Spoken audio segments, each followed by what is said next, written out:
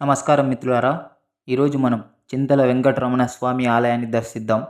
భక్తుల మనస్సులో ఉన్న చింతలన్నీ పోగొట్టేవాడిగా స్వామికి చింతల రాయుడు అని పేరు వచ్చింది. దానికి పూర్వం చింత తొరలో నుంచి స్వామి స్ఫుటనమయ్యి స్వామి స్వయంభుగా బయటకు వచ్చినందున స్వామికి చింతల రాయుడు అని పేరు వచ్చింది.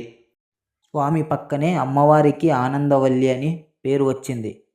ఆనందాన్ని ప్రసాదించే తల్లిగా ఇక్కడ ఉంది. ఈ ఆలయం ఆంధ్ర రాష్ట్రంలోని తాడిపత్రిలో 5 ఎకరాలలో విస్తీర్ణమై ఉంది.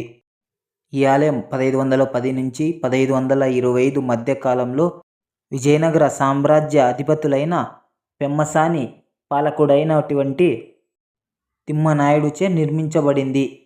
ఈ క్షేత్రాన్ని భాస్కర క్షేత్రం అని పిలుస్తారు. నమస్కారం మిత్రులారా. ఈరోజు మనం చింతల వెంకటరమణ స్వామి ఆలయాన్ని దర్శిద్దాం. భక్తుల మనస్సులో ఉన్న